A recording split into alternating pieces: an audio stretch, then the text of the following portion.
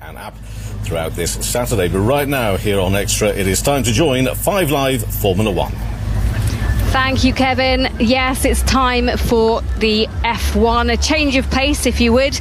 And it's a beautiful day in Emilia. The sun is shining. We didn't race here last year because of flooding, but today the conditions look perfect. And we might well have a race on our hands. Today is all about qualifying, but this is the final practice session.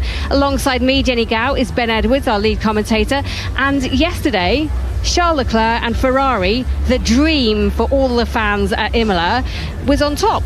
Very impressive by Charles Leclerc. He was fastest in both FP1 and FP2, and he hasn't done that since last year, Las Vegas. He was fast and did very well and went on to take pole position there. So it's quite encouraging for the Ferrari fans. Mind you, what we also saw was Lando Norris in tremendous pace, and if he'd completed the fast lap he was on, he would actually have been faster, but he put a wheel over the edge, decided to come into the pits.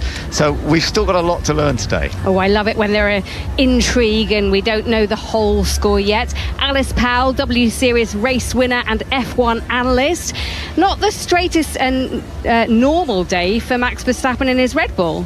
No, and he was very vocal on the radio and not happy at all. He was happy words on the we can't repeat, I it's assume. certainly words that we definitely can't repeat on air, but he was fairly happy on the medium tyre, but as soon as he bolted on the soft tyre, to be honest with Max, the car didn't look great, and he really wasn't happy with the handling of his Red Bull. So he was down in 7th place, 5.5 tenths off the pace of Charles Ferrari, and then Sergio Perez was about a tenth behind Max in 8th place. So a lot of work for the Red Bulls to do, but of course never write them off. This is Red Bull that we're talking about, but certainly I think they had genuine pace and handling issues yesterday. Okay, Andrew Benson, the F1 BBC's F1 correspondent.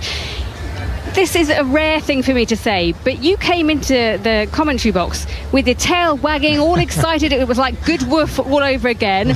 You're excited about this one, aren't you? Well, I mean, look, we don't want to count our chickens yet, as Alice was saying. Count them all. But it looks genuinely close out there. You know, Verstappen was struggling yesterday. Conditions have changed today. The teams are expecting them to have done anyway. But Ferrari, McLaren, Red Bull, they all look really competitive. The McLaren, George Russell, the Mercedes driver, was saying he thinks McLaren are favourites this weekend. Oscar Piastri was the fastest on the race simulation runs in the second part of second practice yesterday. So far, it all looks set up for a really interesting weekend. And how much have we been looking for an actual genuine race between two or more teams at the front of the Formula 1 field, and for how long? Yeah, exactly that. All of the drivers are now getting themselves with their helmets on, balaclavas on, getting themselves into their race seats. And Ben, I have to say, the crowds look fantastic at Imola. It's such a romantic place to go racing, isn't it? And the Ferrari fans are definitely out there in full song. Well, absolutely. I mean, it's the first of 2 races in Italy to be held this year. And it's lovely to have Imola back on the calendar, because it was on the calendar in Formula 1 from 1980 through to the mid-2000s, 2006. And then it was off calendar until we went through lockdown. But it's been back on since then. And I think it really, the support it gets from Italian fans, absolutely tremendous. And this area around Imola is such a lovely area. And it also is an area for a lot of car fans. Emilia, Romagna region hosts Ferrari, Lamborghini, Maserati, Pagani, Dallara, all these companies in this area, so you can understand the enthusiasm. I thought you just talking about your garage at home. That's pretty good show. Alice, what is the things to look out for on this track? Because people might know it, but talk us through it. Yeah, well, it's a slightly different track, of course, compared to Miami. It's actually bumpier than Miami, so some of the drivers have really been struggling, certainly in free practice 1 yesterday. Nearly most of the grid were complaining about the bouncing and the bumps. The home front straight is really bouncy, really bumpy, which is where is the sole DRS zone for this weekend. You've got sort of different style curves that we usually see. They're sort of not the rumble curves, they're more sort of rises. That's how I described them yesterday. But in addition to that, we've got some new gravel traps that weren't here in the last couple of years that we've raced here. So firstly, at Piratella, turn 9, the really fast left-hander, there is a gravel trap there, so of course no room for error. Then down the bumpy loaded braking zone into 12, and this gravel trap caught Max Verstappen out yesterday. It caught Lewis Hamilton, who actually had a spin on the exit of this corner yesterday as well. That's Acqua Minerale. The gravel trap is right by the edge of those FIA curbs. And then finally up into the sort of, you call it the final chicane, 14, 15, Ferrante Alta. There's a gravel trap right on the exit of turn 15, and actually when Charles Leclerc spun a couple of years ago, if that gravel was there, he wouldn't have continued. So green light is on at the end of the pit lane, and cars are coming out of the pit lane, Jenny. Okay, I will hand over to Ben for the Emilia Romagna Grand Prix at Imola. Thank you very much, Jenny. And we've got the cars out on circuit now on a good day, I have to say. The weather conditions are nice. We've got sunshine, a little bit of cloud around, air temperature 23 degrees, track temperature 43 at the moment, and that's a reasonable temperature, no doubt about it. The tyre working well here. They've gone for the softer compounds, Alice, this weekend, haven't they? But I'm hearing that they're working all pretty well at this stage, and it is still looking as though this could well be a one-stop race when we get to the race tomorrow. But of course today the soft tyre will be crucial when we get into qualifying. It certainly will. The soft compound is what everyone will be using in qualifying. We're probably going to see a lot of it at the moment, saying that most of the cars that are out on track are on the medium or the hard tyre at the moment. But yes, we've got the C3, which is the hard tyre, C4 medium, and the C5 is the soft tyre. And talk of the town really is that Pirelli have brought the softer of the compounds, the softest of the range, to basically try and promote a two-stop. When we've raced here previously, when we've had dry races, I think was that back in 2020 possibly was the last dry race maybe that we had. It was a one-stopper. It's so hard to overtake here, so of course they're going to do anything that they can to try and promote a bit more overtaking and mix it up a little bit. It will be interesting to see how it goes. Andrew, we saw quite a lot of race pace yesterday, of course, in that practice session, and it was actually pretty close. I mean, normally we do see some quite big differences between the top teams, and especially with Red Bull, but as you were saying earlier, it's all looking pretty close, and those race paces were even. Yeah, so the headline lap times on both one lap and race simulations weren't really what the timesheets told us. Lando Norris should have been the quickest guy. He was going to be faster than Charles Leclerc by about 2/10 on his qualifying simulation lap. On the race simulations, Oscar Piastri was actually the fastest guy in the other McLaren, only very slightly, so 13 thousandths on average quicker than Leclerc, but still quicker. Norris third, Hamilton fourth, all separated by just 15 thousandths of a second on average, and the Red Bulls were some way off the pace, 3/10 off in Perez's case, 5/10 off in Verstappen's case, which just goes to underline how badly Red Bull were suiting the circuit yesterday. What's I think going to be most interesting about this final practice session is have Red Bull managed to sort their car out after all the problems yesterday. Yeah, I quite agree. That's something we're going to be looking for. Charles Leclerc is currently going on to a flying lap right now, and we are actually seeing the onboards ourselves at the moment. So we're getting the sound of the Ferrari power unit, and we're watching a bit of handwork going on here. Alice, always lovely to watch the onboards, isn't it? No, it is. He's actually on the soft tyre, so he's the only car on track that's gone for the soft tyre this early on in the session. Coming down into turn 7, Tosa slightly uphill, have to try and eke your way onto the throttle because we've got a run up to the hill, and then he's coming through the very fast turn 9, the fast left-hander where that new gravel trap, you make ever slight mistake, just drop a wheel off the FIA curve on the exit there, you are quite quickly heading into danger and into the wall. He's got a little bit of traffic as he heads now out of turn 12 up the hill and into the braking zone into turn 14, where we've got these giant yellow sausage curbs, and we were talking yesterday, weren't we, Ben, that you have to hit them, you can't avoid them. Pierre Gasly tried to avoid them,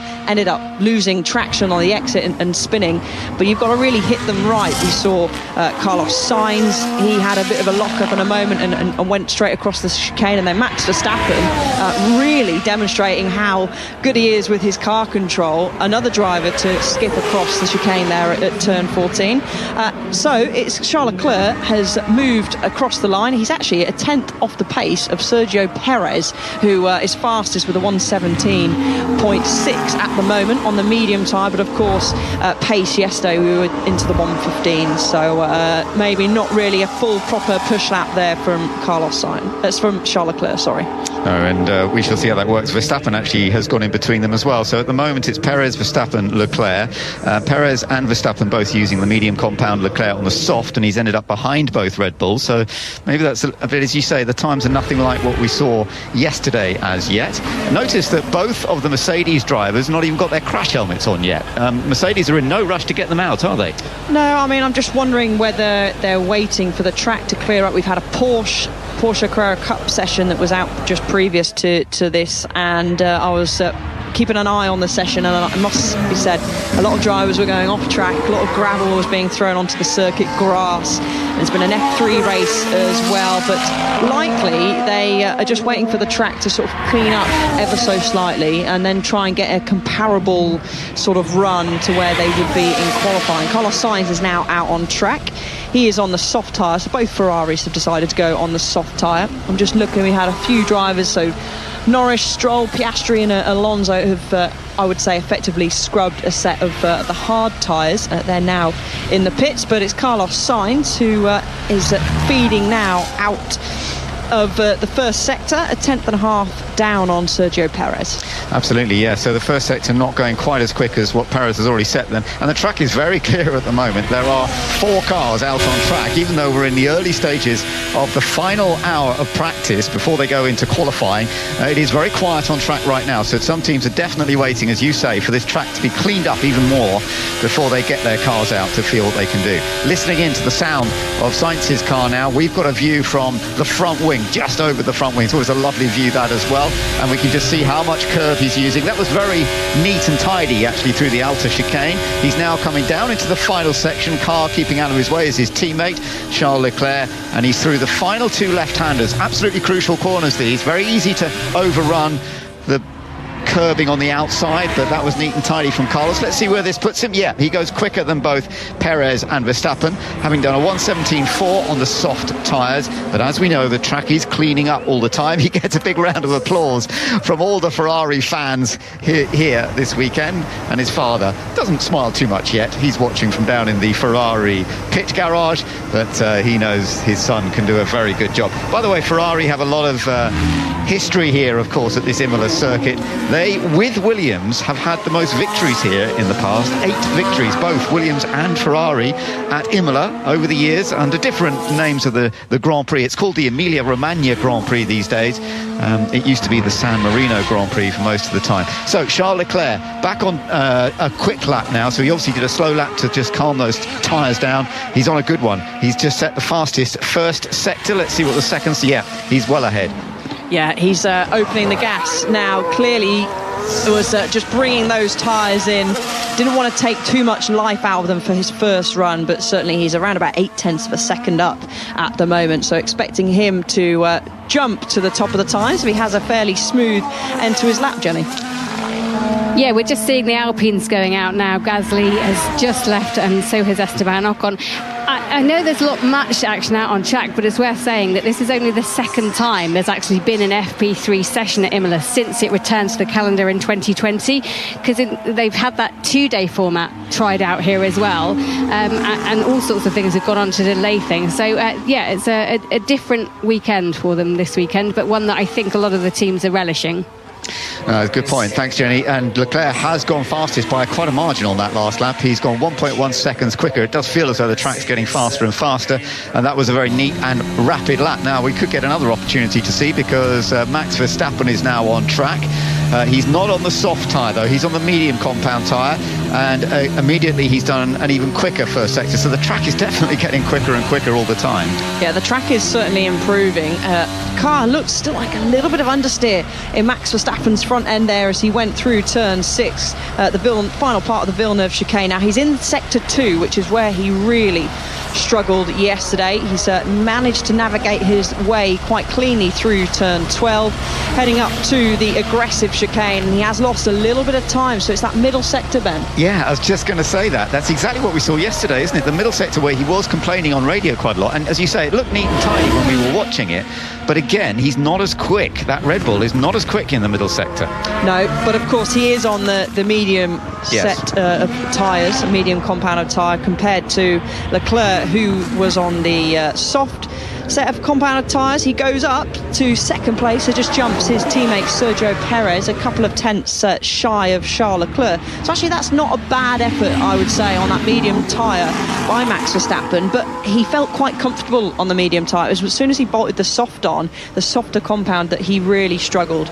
But of course we don't know what fuel loads that people are running during this session too, so it's going to be one of those that, well, I guess we're going to have to wait for qualifying, but we can still get a lot of information. The sound we're hearing now is Sergio Perez flying over those curves and uses majority of the rumble strip there you heard on the exit.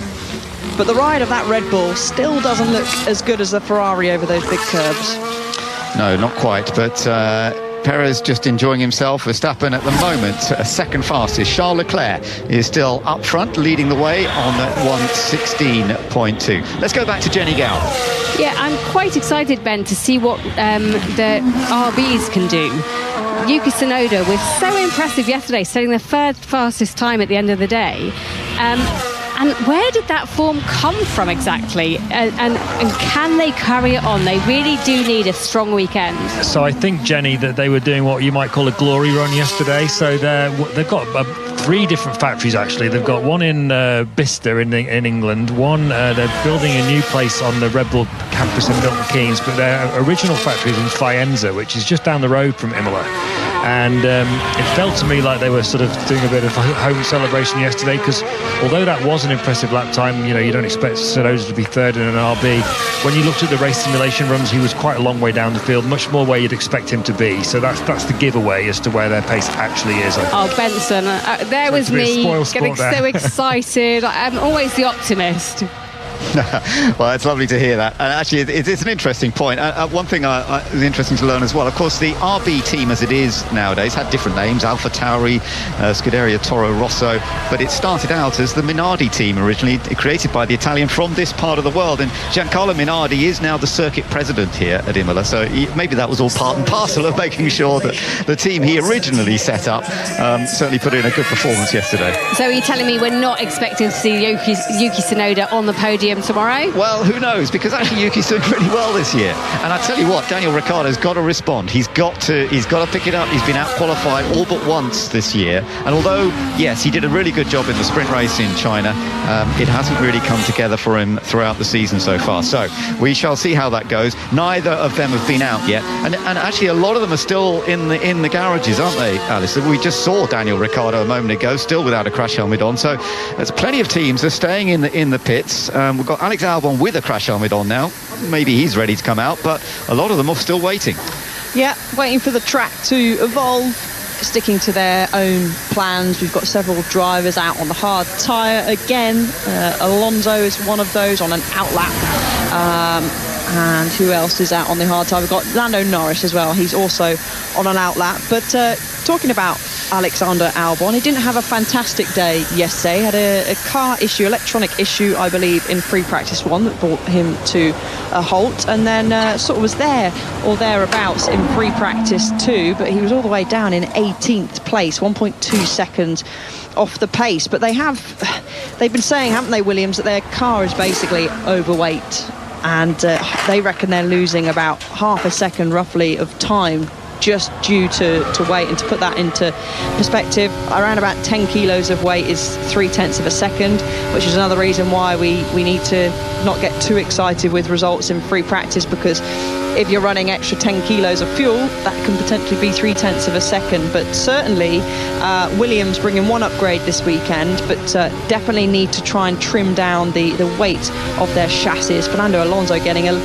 handful of understeer on the exit of the Villeneuve chicane, was ever so close to running wide on the exit there, but he's on the hard tyre. Yes, he is on the hard tyre, so it's unlikely he's going to be setting the outright pace. And all the teams are on slightly different strategies at this point. It is good, Jenny, to see that Lando Norris is on an outlap at the moment, so we might see a bit more from him. Yeah, I've just spoken to the team, and they say that they've done a lot of work yesterday on validating their upgrades that they've bought, and they'll do a little bit more this morning as well, just to make sure they're working as expected. And that correlation is so important, isn't it, between the car and what's happening on track and the data that they expected to see before they applied all of those upgrades. So yeah, a lot of teams bringing upgrades this weekend, and it'll be interesting to see which ones are the most successful. Early stages still of practice 3 here at Imola. Charles Leclerc is currently fastest. Then the 2 Red Bulls of Max Verstappen and Sergio Perez, 2nd and 3rd. Carlos Sainz in the other Ferrari, 4th. Lance Stroll, 5th. Esteban Ocon and Pierre Gasly, the 2 Alpines, are 6th and 7th. But what we have seen is many cars not out on track yet. So nothing from Mercedes yet. Very little from McLaren, although we do now have Norris and Piastri coming out there. Verstappen still on medium compound tyres. He's doing another lap, and actually he's doing another pretty rapid lap at this stage. Currently just under 2/10 down from Charles Leclerc's pace. Charles Leclerc is actually putting another lap together, and it does look as though the soft tyres are lasting pretty well around here, Alice. We do know this is not the most abrasive of tracks, but I'm quite surprised he's able to go again to do another quick lap. Yeah, because it was a dig in the gravel there for Max Verstappen. He's just shy of Charles Leclerc, but Charles Leclerc is definitely ramping up the pace now. But no, this is certainly a circuit which doesn't do a great deal of damage to the tyre compared to some of the other abrasive circuits that we've been to. So the asphalt grip is fairly low. It's quite an old surface here, as Oscar Piastri has got a lot of mechanics having a good look at the rear end of his car there. He's set no time at the moment. He has been out an in lap and then coming straight back in. So I wonder if there's any severe problems with his car. So interestingly, I'm looking at the what they call the tyre curve data here, Ben and Alice, and what it shows is that the soft stays quicker than the medium and the hard for 15 laps. Wow. That's a big chunk. Yeah, so which just goes to show, Ben, you were saying earlier, it looks like it's going to be a one-stop race. That's pretty strong evidence that it likely will be. If they can do 15, if it takes 15 laps for the soft to be slower than the medium or the hard. Yeah, that's surprising. I mean, that might even mean that some people start on the soft for a one-stop race, yeah. which is, if they can do that, that would be quite an achievement. Carlos Sainz is on a decent lap as well at the moment, and just gone faster than his teammate Charles Leclerc. So we have a Ferrari 1-2 at the moment. That'll make the fans all very excited. The difference just 0.02 of a second between them. Then the 2 Red Bulls still running the medium compound tyres, a few tenths off.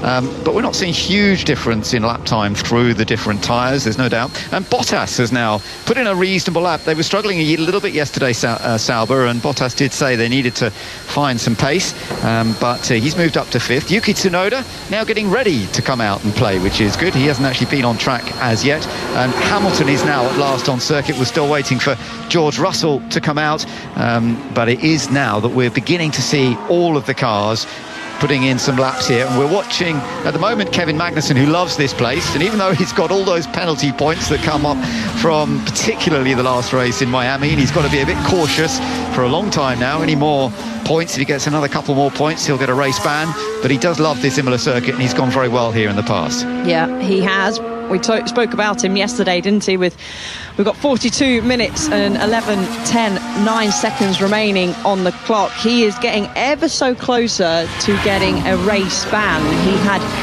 7, I'm sure we said 7, didn't we, yesterday, penalty sort of call-ups to the stewards, and he's getting that fine line where if he does anything else naughty over this weekend, he could get a couple more points on his licence, and he does receive a ban. So he needs to watch himself, Magnussen. But I mean, I wouldn't be surprised if he does end up getting a ban at some point throughout the year. Yeah, never mind this weekend, Alice. He's got that.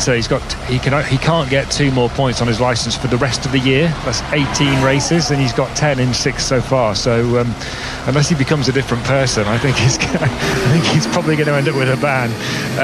Just on the on-track action, we've seen the Mercedes coming out for the first time. This is Hamilton. You can hear in car Ben is just coming across the line.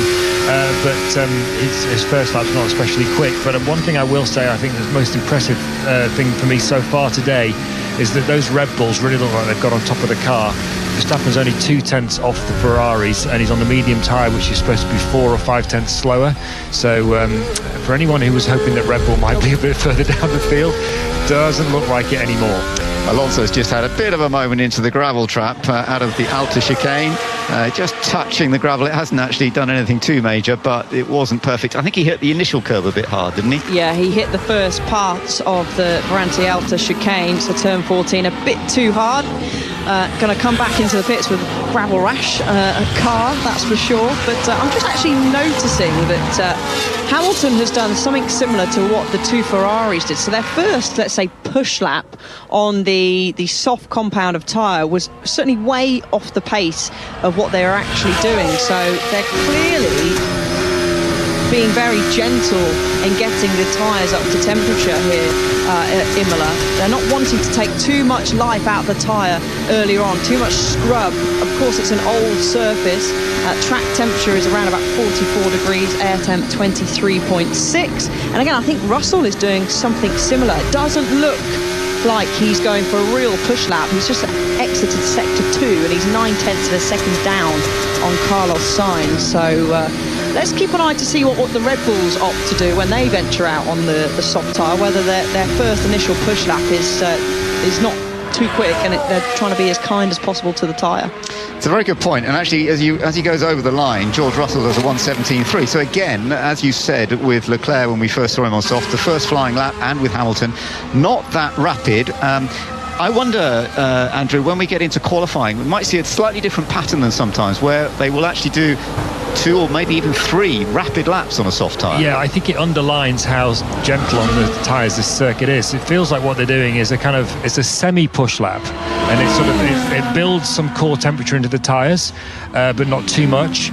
And then they have another back off, and then they can go for a push lap, and it brings the tyres in. Here's Hamilton on the radio. So at the moment it's 2 seconds to Sainz. There's all that 2 seconds.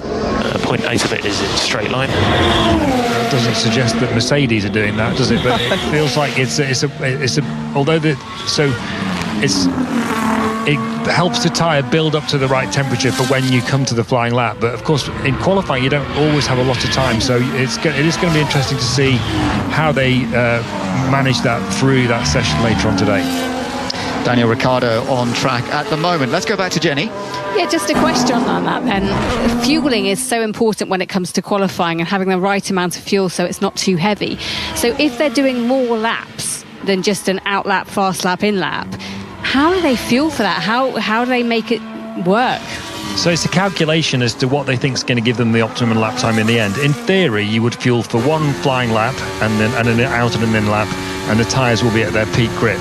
But sometimes there are circuit conditions where the tyres aren't at their peak grip if you just try and do that, especially if the circuit's non-abrasive. So you have to find a different compromise to get to the optimum lap time.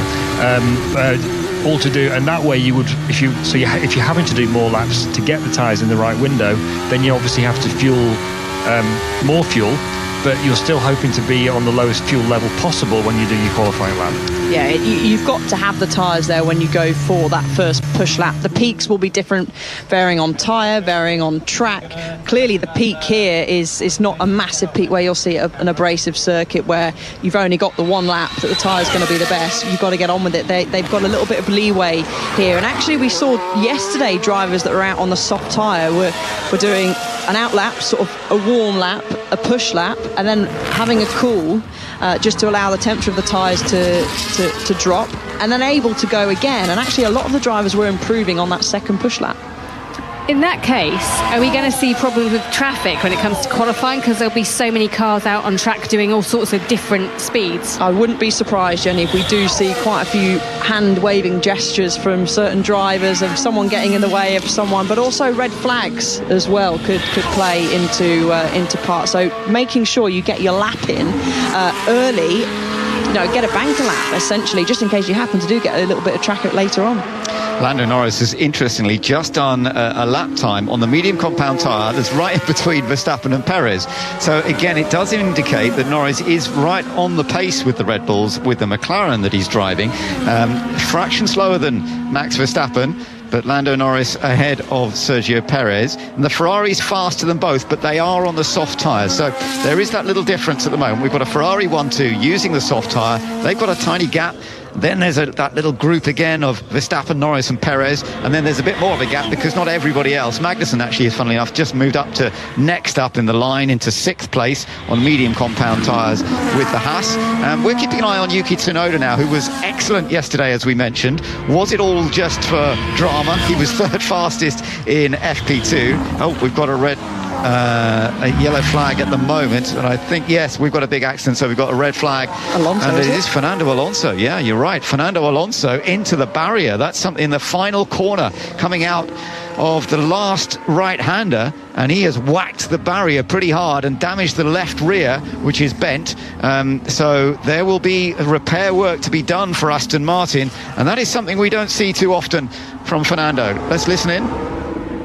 He's okay, he's saying, apparently on the radio. He's getting out of the car now, and oh dear, Alice, that is not what Alonso would have wanted, and it's not something we see very often. No, especially there, Andrew, isn't it? It's kind of a bizarre place to go off. We'll have to see a replay. I wonder if he's just dipped a wheel on the gravel a bit too late on the exit of turn 17, which then quickly feeds quite dramatically into 18, and that speared him off into the tyres, where they'll be hoping there's no gearbox damage, because he has hit that rear left tyre quite hard. Yeah, he might be okay, but that car very much is not okay. They've got upgrades on it this weekend. They haven't been looking that competitive so far.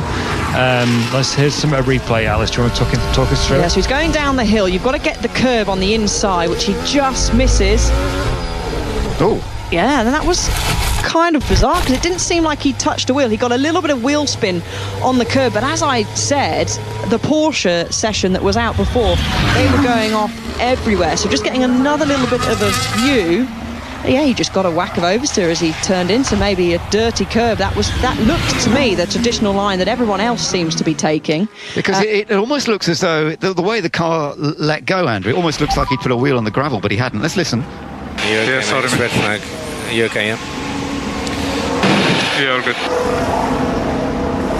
He's okay, that was the radio just talking, but yeah. It went very early in the corner, didn't it? It did. As he turned in, the back end just stepped straight out. away, yeah. It's a very odd accident, especially from him. Yeah, maybe he had some kind of puncture, but the track certainly, they sweep the track after each session that's been on circuit, but whether they're going to get every part of debris that's out there, but not ideal. And Holt's running for now, so all cars, all bar Alonso of course, have gone into the pits with 33 minutes and 15 seconds of the session remaining. Fernando Alonso, a former winner here at Imola and a former front row qualifier as well. Mind you, he has spun here in the past, and he started his career with the Minardi team, the local team, which has now become RB over the years, and actually he spun out of that race in his first race here at Imola in Formula 1. This is not the race, this is just a practice session, and as long as they can get the car repaired for qualifying, he'll still be in good form, I'm sure. But as Andrew was telling us, the Aston Martin update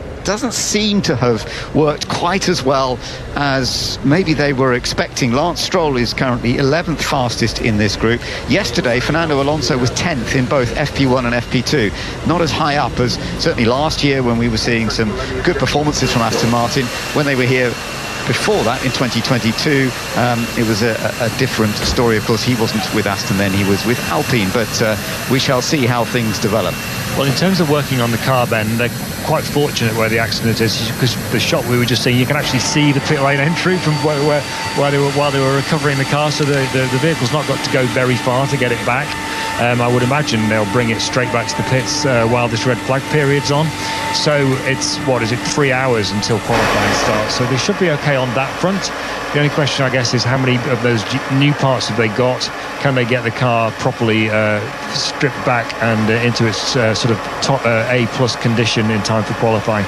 But I would say, if I had to guess now, I would say he'll be okay. Yeah, I would think so. The floor probably is okay, don't you think? Yeah, potentially. I need to see a better shot, but certainly the left rear was flicked up, wasn't it, from the impact into the barrier. It'd be interesting to see actually if they do, because they have to come into the pit lane.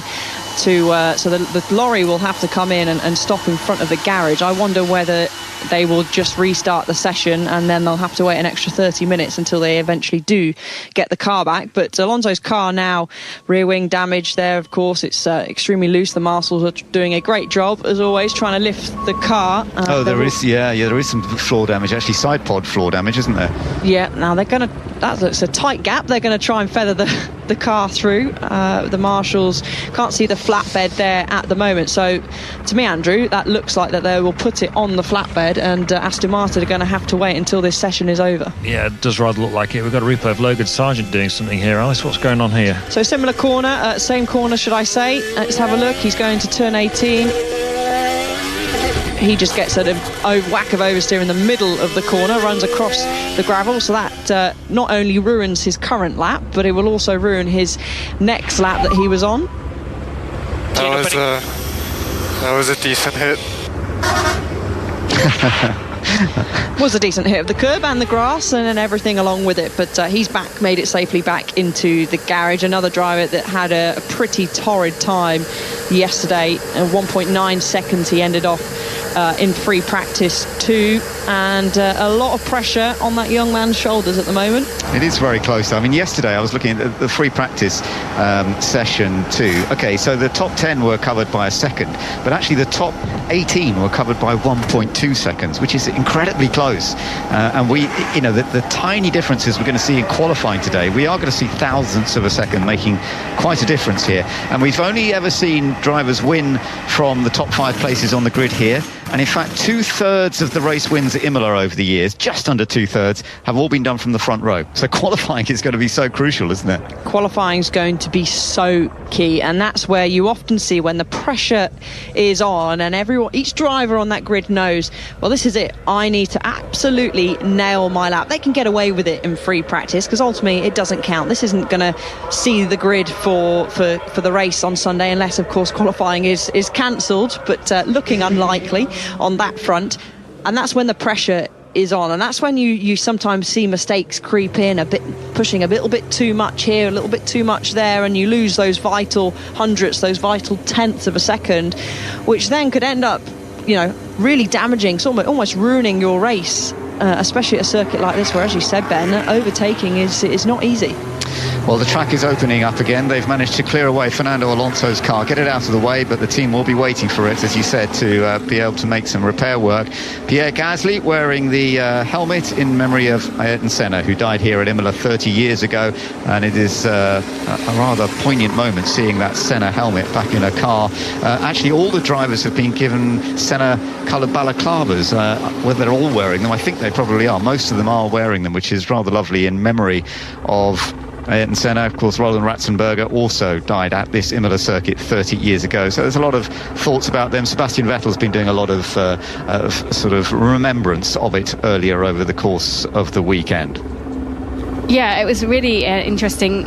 Sebastian Vettel coming back to the track, and it felt like the kind of old days. He was the chief organiser for it, and he actually organised for a run to go around the track, and members of the paddock, the media, everyone was invited to come and join in and remember Ayrton Senna. And I think everyone watching F1, whether they're new fans or they're fans that have watched almost every race forever, they have and understand the significance of Ayrton Senna and what he did for the sport, and that has carried on even after his death and after people have even known him, really. It's amazing. No, he's absolutely a huge part of Formula One, and it's lovely that he's remembered. There is a statue here that's been here for many years at Imola in memory of him. So that's part and parcel of it. On the other side of life, there's a birthday today for Heinz-Harald Frentzen. So let's say happy birthday to a former F1 driver, Heinz-Harald Frentzen, who took his only ever win with Williams at this Imola circuit, funnily enough.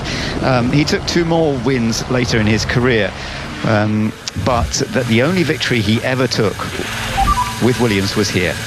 Yeah, this was the limit from Williams for unsafe release. Yeah, understood. So that was Carlos Sainz just talking about a bit of a problem coming out of the pits. Jenny, you got an update? Yes, I have. Just to clarify things at Aston Martin. So that crash for Alonso was quite heavy. The medical car was sent out, and he has actually gone to the medical centre to just be assessed, make sure there's nothing that's a problem. His car remains out on track, so the team haven't got that back yet. They'll be keen watching replays of trying to figure out what happened, how badly maybe the suspension is damaged, or the floor as well. So they've got a lot on their hands, and they'll be keen actually to talk to Alonso when he comes back to find out from his point of view what happened. Absolutely. Alice, of course, in Formula One, they measure the G-force of any accident, don't they? It's an automatic measurement, and if the G-force is above a certain level, you have to go to the medical centre, whatever you feel like. There's a sensor in the car, and there's a sensor in the glove as well of the drivers to feel the sort of the impacts on the body. So potentially that sensor has been set off. I mean, it didn't look like it was heavy enough to set off the sensor, so sometimes it can be just normal practice that they will say, okay, we think you should go for a little look at the medical centre, which is what he's doing. But Oscar Piastri, meanwhile, is now on the soft tyre, so he's not really set a time at all, has he, actually? Ben down at the bottom of the timesheets at the moment, along with Yuki Tsunoda, so he's just coming through, leaving sector 1 now, and just under 1/10 of a second off Carlos Sainz's pace, who is fastest overall in that first sector. It's impressive. Yeah, that's good from Oscar Piastri. Good start so far. First time he's raced here, in fact, at Imola. But he's been on the pace, showing good pace. He was second fastest in second free practice yesterday. And we shall see where this puts him. Meanwhile, Daniel Ricciardo has just popped up into 6th place on the medium compound tyre. So that's a bit more like it. Oh, he's got a car ahead. No, that's all right. Piastri's managed to get onto full throttle as he comes now down into the very final part of the track. He's up to speed of just under 190 miles an hour before he's onto the brakes through the 2 left-handers. The second one where we saw Alonso have his accident, he's out of that at about 120 miles an hour, accelerating using all the horsepower, and he goes 3rd fastest. So as you said, that was impressive. He's actually set the fastest final sector of anybody. George Russell's just gone across the line, also on the soft tyres, not showing the same level of pace because he's down in 7th position. Yeah, that's strange, because actually Mercedes didn't look too bad yesterday, did they? No. They were. George Russell was 5th in practice 2. He was 4/10 off the Ferrari of Charles Leclerc. Lewis Hamilton, he was in 4th. Again, pretty much identical time that he did to George Russell, but doesn't sound like they're particularly happy at the moment. Lewis Hamilton has not set a personal best in the first, set a personal best in the middle sector. He's also on the soft tyre out there at the moment, onto the bumpy straight. A personal best in the final, but that only moves him up to 9th place, still 1 second off the pace of Carlos Sainz. Lando Norris, he's out there, Ben, on the soft tyre, and actually sets a personal best last sector, 0.3 of a second off Carlos Sainz. So that McLaren is looking pretty handy. It is. Actually, he's on the medium tyre, isn't he? Yes, that's right. So that is still an impressive lap. No problem at all there. And Sainz has just, he's done that 16.067, is the fastest lap that we've got still. Just 200ths faster than Charles Leclerc, but those are on the soft tyres. Piastri now 3rd on soft tyres. Verstappen and Norris 4th and 5th using the medium compound tyres. Perez in 6th. George Russell now was moved up to 7th. Daniel Ricciardo in 8th place. Lewis Hamilton, as you mentioned, into 9th. And Logan Sargent actually has done a decent lap on the soft tyre in the Williams. He has gone 10th fastest, so well done to Logan for now. Kevin Magnussen 11th. Alex Albon 12th. Then we've got Valtteri Bottas currently 13th. Fernando Alonso, of course, won't do any more laps. He is currently 14th on the list, but I would imagine he'll get pushed down that list a bit more with 22 minutes still to go in this session.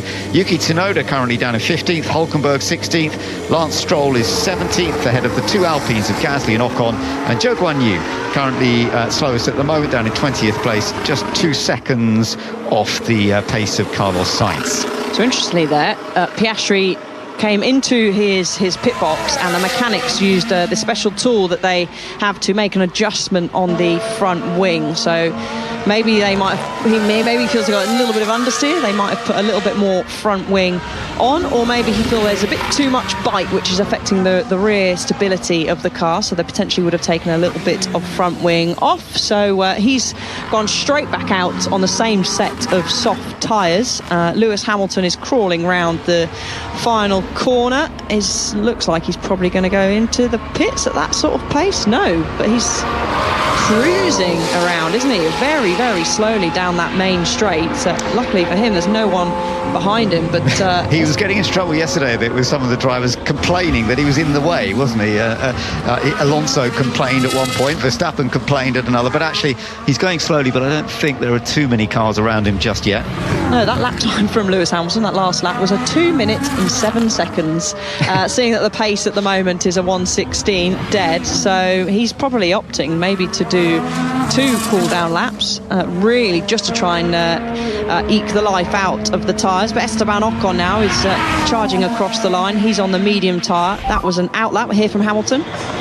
Car's riding high. Okay, copy. He says it's riding a little bit high, says Lewis Hamilton. So, of course, they will have been making some adjustments to ride height, etc., no doubt, from yesterday. We're still keeping an eye on Esteban Ocon, the man who scored the first point for the Alpine team last time in Miami.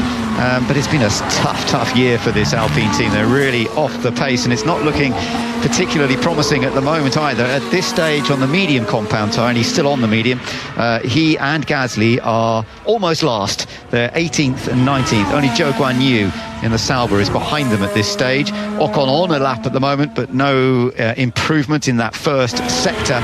And it's proving to be a bit of a tough time, Andrew, for them. Yeah, the other thing to bear in mind about them, I think we saw the power percentage stats yesterday, didn't we? 70+% full throttle round this lap, and the Alpine engine, the Renault one, is the worst engine on the grid. So that's not going to be, obviously not got a great car either, but that's obviously going to be holding them back. That's a very high full throttle percentage at Imola. I was actually surprised to see that it was so high, but anyway, that will be a reason to believe that Alpine will be further down than they were in Miami, for example, 2 weeks ago. It's a very good point and makes it hard. Meanwhile, Oscar Piastri is on a very good lap. He's just set the fastest first sector of anybody, so we'll keep an eye on that. But Jenny, over to you. Yeah, just a small note. Last night, all of the team principals got together and were invited out for dinner by Stefano Domenicali, who obviously... Sorry, just to say Piastri's got into the gravel, the bit where Alonso went off, but thankfully he's kept it going. So carry on. Okay, so they all went out for dinner with Stefano, who grew up around here, and he obviously knew a very good restaurant for them all to go to, I thought it was quite interesting that James Vowles posted a picture, but also to see who was around that table and the might of the power at that table as well. So yeah, hopefully they didn't have too much of a sore head coming into the track today. Interesting. No, it's interesting to hear that. As you say, Stefano Domenicali, who was boss of Ferrari for a long time, now boss of F1 generally, but he was born in Imola. So this is very much his home venue, and it's rather nice that he had such a big meeting up together yesterday. Right, Alice, what are we thinking? We've got 18 and a half minutes to go in this practice session. We are seeing a few little changes, but not everybody running the soft as yet. No, and actually Norris was on a push lap on that medium tyre, set a personal best in the first sector, but we didn't quite catch what happened, but they're totally backed off in that middle sector. Lewis Hamilton now is who you can hear. He is exiting the final corner. Personal best sector 1, not so much sector 2. Personal best in the last sector. He keeps 9th place, 9/10 off Carlos Sainz, who is actually on an outlap at the moment. So we'll keep an eye on what the Ferraris are looking at. Max Verstappen, he's still in the pits, and we're just catching a replay now of Oscar Piastri. Got onto the curb nicely at 17 and got a kick of oversteer, and then that bled quite quickly into understeer on the exit of 18 at the final corner, and a plume of dust appeared from the back of his car. Not an engine, it was just gravel dust, as Lewis Hamilton is all 4 wheels off pretty much. No wonder you're riding high, Lewis. You're taking probably a bit too much of that curb. Yeah, it is so difficult to hit these curves perfectly so that the car takes that absorption. Listen to Russell. Both went down but straight into one. Checked in front of us yesterday. So that's Russell saying that the car feels quite different in the way it's hitting the ground. Whether that was good or bad, I'm not quite sure. No, I mean, it did look like he was bouncing in his seat quite a bit. He had the same issue yesterday, so I don't know whether he thinks it's more or less. But Alex Albon now, he's bolted on another set of the soft tyres. 13th at the moment, 1 second off the pace, and he's actually behind his teammate Logan Sargent, who's in 11th place at the moment. So he goes quite nicely through turn 2, turn 3. Turn 1 is actually defined as the kink going on to the start of the lap here. I mean, no one's going to really count that as a corner, but according to the map it is, and actually a decent first sector there from Albon. Yeah, this is interesting to see, because we are going to see quite a few of them now coming out on a new set of soft tyres, and that's what he's done. So Alex Albon getting it in reasonably early, with a little bit over a quarter of an hour still to go in this session, just touching the edge of the track there, but it was fine. He's now down the hill through the Acqua Minerale, climbing steeply back up the hill once again towards the Variante Alta, the key chicane, where we can see mistakes quite often. You either go straight on or you can easily run wide on exit. There's a little wobble there, but he's able to keep full throttle. Yeah, and he's 3/10 down from Sainz at the moment. He's heading down now to finish off the lap.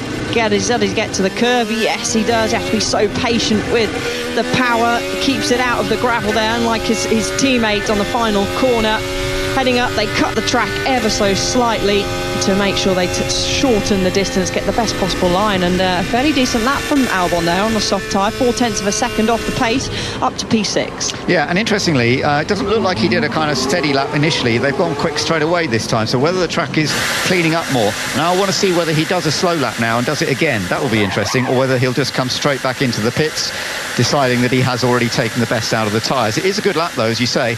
He's gone 6th quickest. I think we're going to see quite a lot of improvements in the final stages of this. Piastri showing a lot of track dominance over Russell at this stage. We've just got that being shown up on our screens. They are in quite different places. Piastri 3rd, Russell currently 9th. There's virtually no difference in lap time between Russell and Hamilton, but the two Mercedes are at the bottom end of the top 10 at the moment, and a little bit like we've seen before. They had a reasonable Friday free practice, but today it looks like they're just not quite in the game, and we've seen this a few times this year, haven't we? Yeah, we have. I mean, like Andrew touched on earlier, fuel loads can make quite a bit of a difference.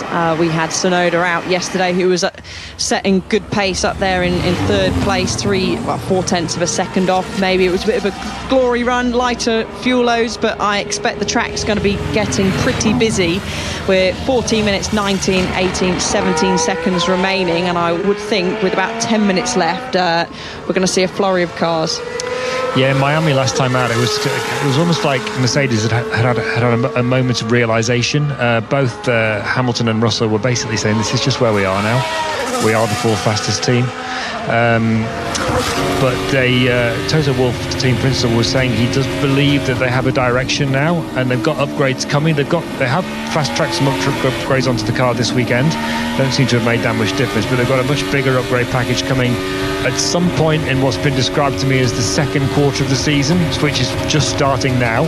So basically, I'm extrapolating from that vagueness that they're talking around about Austria Silverstone time for that upgrade to arrive.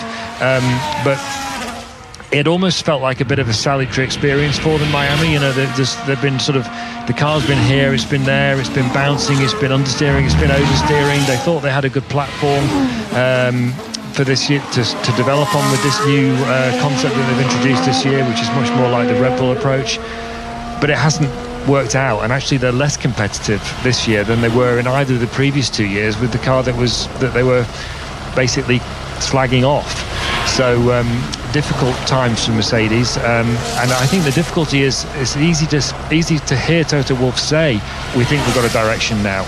But the problem is, this is coming up for 2.5 years now into these new sets of regulations, and at the moment it's an act of faith to believe that. There's no evidence that they really do know what they're doing with these new ground effect regulations yet. Well, interesting to hear that. And it's funny, we're actually watching Valtteri Bottas on track at the moment in the Sauber. He was a pole sitter here for Mercedes back in 2020. He outqualified his teammate then, Lewis Hamilton. Let's just see what he does in the Sauber, because he's on fresh tyres. He goes 9th, 1:16.6. Jenny, there's some Aston Martin news, I believe. Yeah, just to let you know that Fernando Alonso, following that crash that he had at the final turn, is now back from the medical centre. He's okay, he's with the team. The car isn't back yet. They have to wait until the end of the session for that, and only then will they be able to see how much damage has actually occurred and how they can fix it in time for qualifying. Well, let's hope they can do that. Alice, we are now into this fairly crucial stage of lap times coming up. We're just being reminded of the qualifying form of Max Verstappen. He has taken pole position for all the Grand Prix, not all for the sprints this year, but for all the Grand Prix this year, he's taken pole position. If he does get pole today, he'll be up for matching a couple of the great drivers. He'll match Ayrton Senna for having 8 consecutive poles, if you include the previous year. He'll match Alain Prost for 7 from the start of a year. So it's amazing what he could achieve today, but it's not that straightforward by the looks of it. No, it's not. And they finally have bolted a set of tyres onto that Red Bull, albeit they're still in the blankets at the moment. Zhou is fighting quite heavily with his Sauber, getting all kinds of understeer, oversteer as he exits the final sector, 0.8 of a second down to Carlos Sainz. So not looking quite comfortable in the Sauber. Yes, eagerly waiting, and I believe that there'll be tyres being bolted onto majority of the cars that are currently in the pits. We've got Bottas on circuit, Sargent, and Stroll is just heading out on an outlap, and Zhou. So we've only got those cars on the circuit, but I think that's about to change. Yeah, I think you're right. It's going to get busy, but we could also see some people getting held up and blocked on this in this final 10 minutes, which is coming up. Using the curb there, Zhou Guanyu. Yeah, that was okay. He hit the curb hard, but he kept it pointing in the straight line. Reasonable middle sector. He's improved on his previous in that middle sector. Now he's just got to get through the last 2 left-handers without running onto the gravel, where gravel is now he's just stayed off it in the final corner. That was close. Let's see where this puts Zhou Guanyu. Bottas is currently 9th, his teammate, and as Zhou goes across the line, actually, it's not impressive. He stays down in 20th, even though he's on the soft tyre. Yeah, and he's a good chunk off his teammate as well. Lance Stroll heading round out the final corner now. He is on the soft compound of tyre, yet to set a lap, a reasonable lap time at the moment on the soft tyre. So he'll be hoping to move slightly further up the field. His lap time's been set on the hard tyre. So let's see what pace he can do with the soft, as he just about keeps it off the grass on the exit of the first chicane. Now into Villeneuve chicane, now sweeps it through the left-hander, kisses a bit too much of the inside curve there at 6, but he's actually not too bad at first sector, a 10.5 down to Carlos Sainz. He's got a little bit of traffic which moves out the way and then steams on up the hill bend through the very fast but tricky, especially now the gravel's been added there on the exit at turn 9. He's got some good memories here, Lance Stroll, from his earlier days in racing. He was a winner, took 2 wins in Formula 3 here and ended up wrapping up the title, the Formula 3 Championship in 2016. In Formula 1, it hasn't always gone brilliantly. His best qualifying is 10th so far. He's keeping it together on this lap at the moment. As you say, that was a good first sector, middle sector not bad. Let's see where this is going to put him into the final part of the lap now. These 2 crucial left-handers where you've got to use a bit of curb but not too much, otherwise you'll end up in the gravel. Through the corner that his teammate Fernando Alonso went too wide, spun off, hit the barrier, and Stroll just coming over the line and goes 7th. So a 1:16.5, that definitely puts it more near the front, but yeah, we shall see, I think, a lot of cars popping into that area soon. Yeah, we should. And here we go. There's a big queue now forming in the pit lane, everyone wanting to get a bit of space. But interesting listening to that onboard of Stroll, comparing it to Alonso. He actually short shift on the exit of 17, whereas Alonso didn't. So I wonder if that was just trying to settle the rear of the car down, just to dip the revs a little bit as he turned into 18 there. So I have to have a look to see if anyone else is really doing that on track. Obviously it's different cars but a different approach, but there's a lot of things that the driver can do whilst driving along, excluding the mechanical sort of changes and electronic changes, but they can use their hands and feet differently with the gear shifts and with the brake bias as well. So you'll often see drivers making adjustments to brake bias along the lap. Maybe they want a little bit of more bite going forward on the bias. at the front of the brakes, or they'll opt to have a little bit more bite at the rear if they want to get the car better rotated. So lots of aids for the drivers to play about with as they go through the lap. Yeah, and what you're talking about with that early gear change, that can often be a very important part for a driver, because you can go to full throttle with an earlier gear change without, as you say, that kick of rear wheel spin, and that can work well. We're watching George Russell at the moment.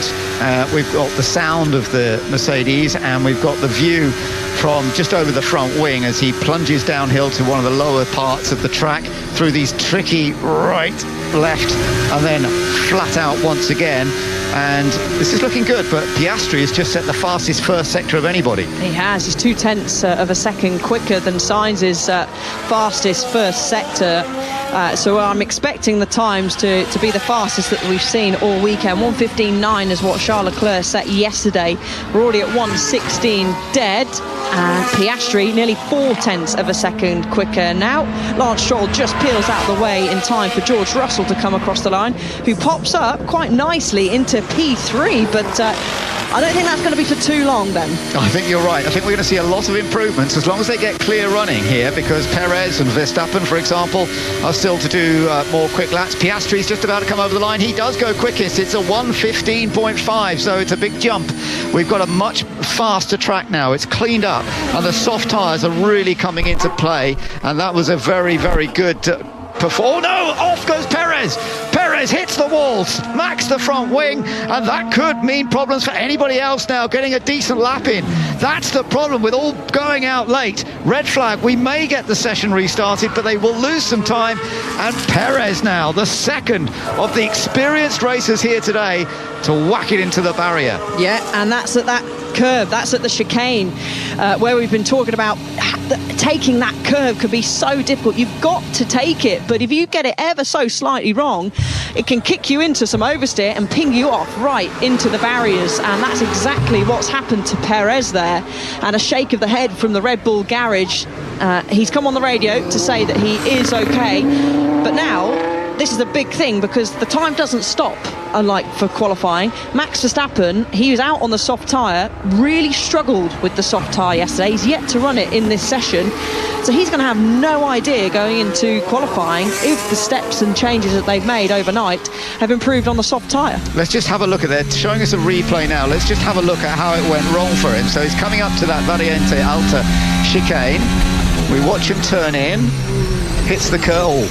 Yeah, I mean, the Red Bull's not looked great over the curbs all weekend. And actually, I wouldn't say he really took too much of that curve. We saw Hamilton take certainly more than that and get away with it. But yeah, it's when it landed, the compression of when it landed then flicked. He's obviously then got to turn right, and he got a bit of oversteer as he landed. Sparks flew from the bottom of his car, and the Ferrari fans having a bit of a cheer of the Red Bull going into the barrier, catching another angle now over the curve. Bang, sparks fly from where he bottomed out, and he's into the gravel. I think he might have got away with it if that gravel trap wasn't there, but it is now this year.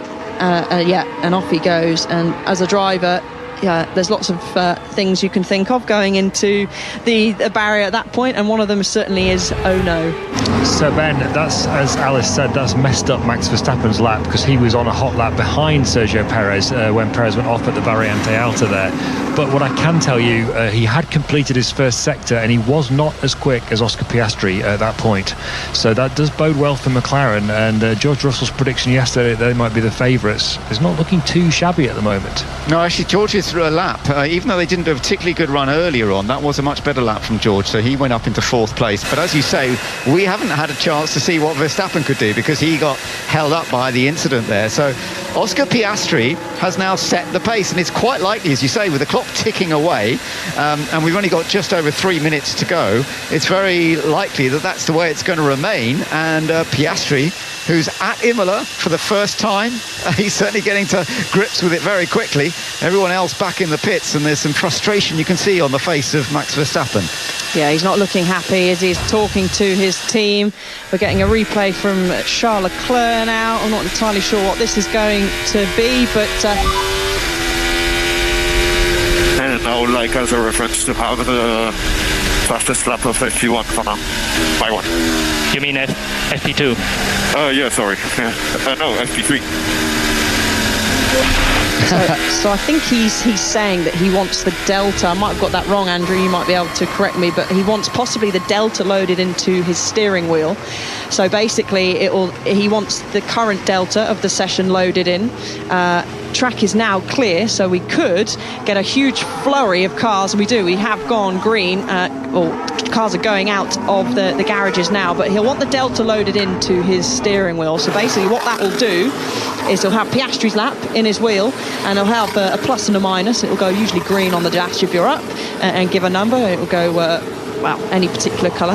Let's say red if you're down. So I think that's what Charles Leclerc was asking for.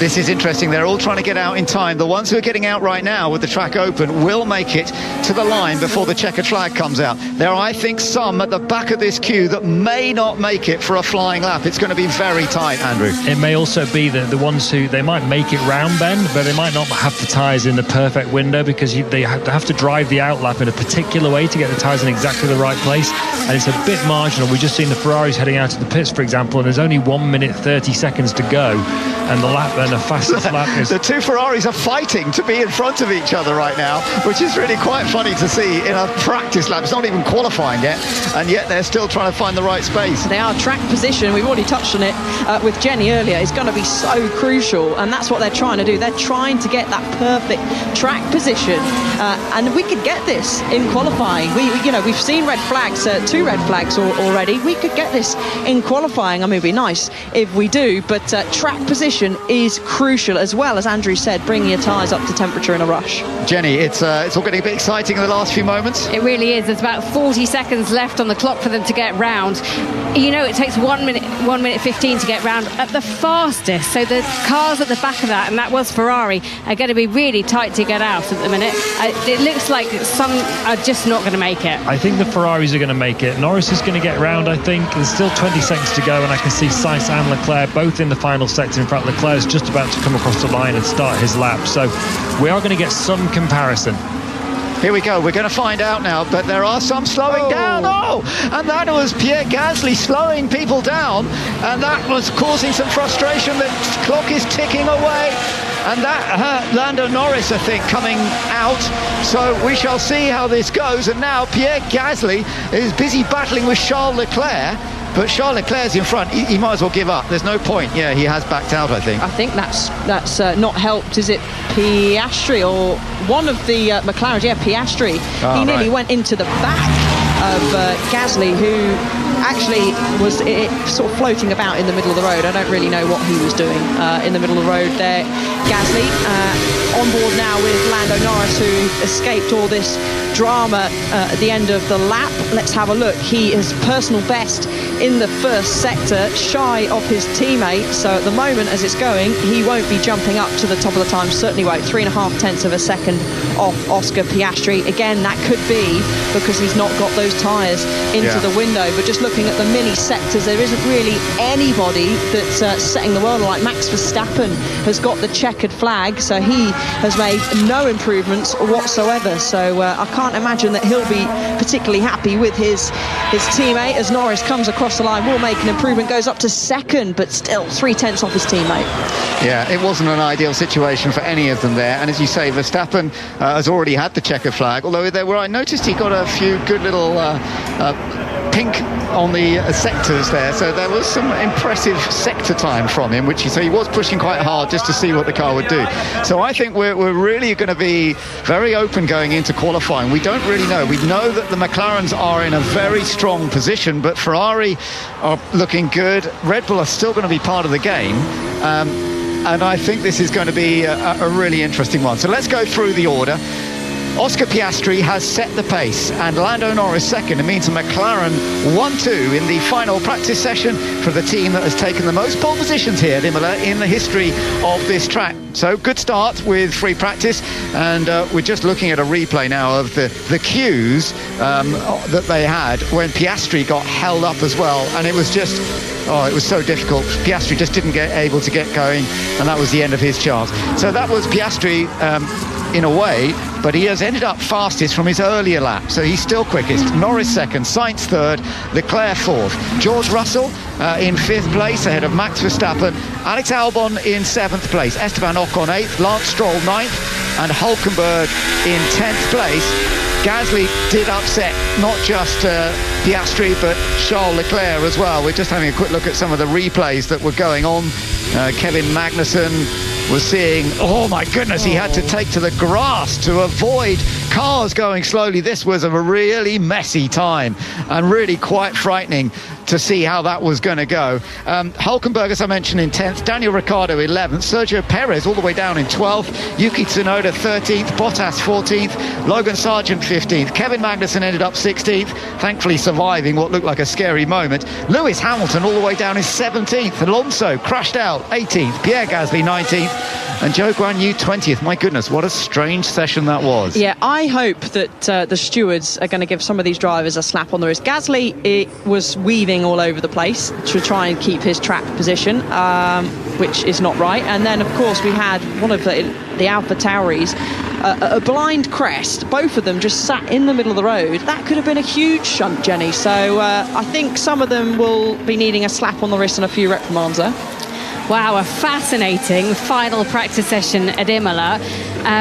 With just 2.5 hours on the clock before qualifying gets underway, there is a lot of work for the teams to be doing, especially the teams that have had crashes. So Sergio Perez and that Red Bull front-end crash, and then we saw Fernando Alonso spin off with a rear-end crash.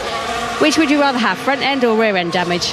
Oh, well, if you're going nose in, it's not too bad. You're going to do a nose damage. So I'd rather that at the moment, being Perez's point of view, because it looked like he went fairly square on. So that should be a change of a front wing and get it on the patch, have a bit of a tweak. So, yeah, a lot of work to do, as you said, Jenny, but it's wide open at the moment. It really is. And as you say, so many questions of it. No one actually set their best time. Oscar Piastri obviously did well in the McLaren, but maybe he had more up his sleeve. What do you reckon then? Qualifying, who's going to take pole? Ben? Oh my goodness, I think I'm going to go for Lando Norris possibly after his win in Miami, but this is a real open battle. I can't. You can't sit on the fence. I like going for Lando Norris. That's good. Alice? I'm going to go for a Ferrari pole position. I'll go slightly different to Ben. You've got to go with one or the other. Well, Ferrari, there's two of them. Which one? Let's go for Leclerc. Kevin House is waiting to take over. Andrew? Piastri. Okay.